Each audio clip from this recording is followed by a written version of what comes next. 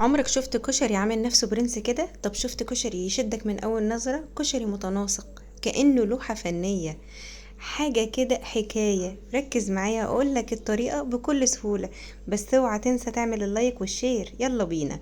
انا نقعت العدس بتاعي، حطيته غسلته كويس وحطيت عليه مية.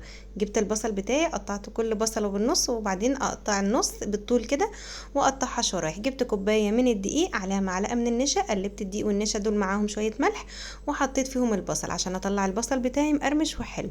وببدا باول خطوه هي البصل. قلبت البصل بتاعي كويس، وبعدين حطيته في المصفى اللي انا هحمره فيها، وهزيته كويس قوي عشان انزل كل الدقيق الزياده اللي فيه. كان الزيت بتاعي سخن، رحت جاري نزلت البصل فيه، وقلبت البصل يمين وشمال كده زي ما انتوا شفتوا، علشان خاطر الزيت يدخل بين وبين بعضه كله ويطلع كله مقرمش وحلو.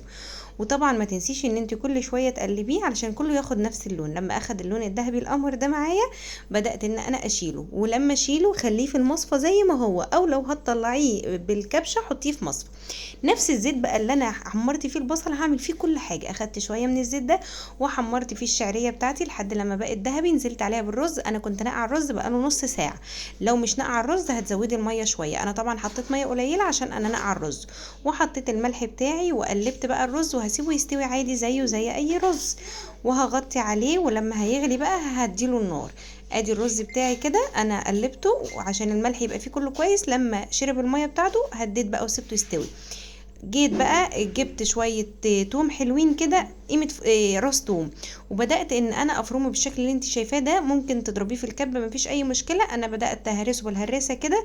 عملت شوية توم حبة حلوين، واخدت منهم شوية على جنب، والباقي خدتهم على النار عشان احمرهم. برضو حطيت شوية زيت من بتاع البصل. وفي حلة تالتة على النار حطيت فيها بقى ملح علشان اسلق فيها المكرونة. استخدمت مكرونة سباكيتي ومكرونة مش صغيرة.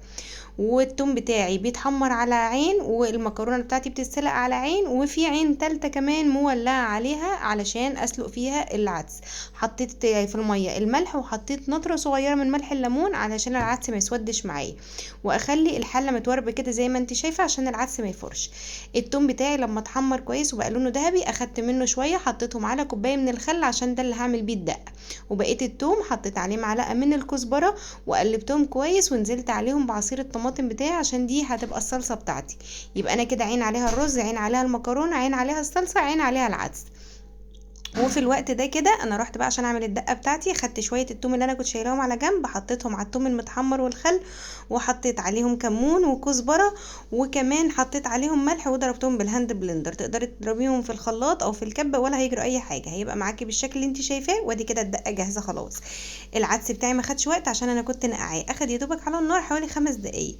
استوى، صفيته وخلاص. المكرونه بتاعتي لما اتسلقت كويس صفيتها، وحطيت عليها شويه من الزيت برضو اللي حمرت فيه البصل، وقلبتها كويس عشان ما تلزقش في بعضها وتبقى مفلفله معايا. هعمل بقى دقه الشطه. جبت طاسه صغيره، حطيت فيها معلقتين من الزيت ومعلقتين كبار من الشطه، وقلبتهم. وطبعا في الوقت ده هتعطسي جامد جدا. وحطيت عليهم بقى معلقه من الصلصه، بس دي ما اتصورتش، كان جالي مكالمه وما اتصورتش بقى. وبعدين حطيت عليهم شويه صغيرين من الميه كده، دوبتهم سوا. وخلاص على كده الدقه بتاعت الشطه جاهزه معايا. انا كده المكونات كلها جاهزه. يلا نعمل الطبق القمر بتاعنا ده. هنحط الرز بتاعنا. شايفين الرز ما شاء الله استوى مفلفل وزي الفل. هنفرده كده في الارضيه. لما فردناه كويس في الصينيه بتاعتنا، حطينا بقى على وشه العدس. والعدس ما شاء الله زي ما انت شايفه مفتح كده وقمر. وعليه بقى هنحط المكرونه بالشكل الحكايه اللي انت شايفاه. زي ما انا قلت لك عملت مكرونه صغيره ومكرونه سباكيتي. والبصل بقى اللي هنزين بيه الطبق بتاعنا وهنخلي بيه الطبق بتاعنا قمر بالشكل اللي انت شايفاه ده. وطلع معايا اكله مفيش احلى من كده. اوعي تكوني شفتي الفيديو وما عملتيش لايك ولا شير ولا عملتي اشتراك في القناه. ولو عجبك وصفاتي ما تنسيش تتابعيني عشان تشوفي كل جديد.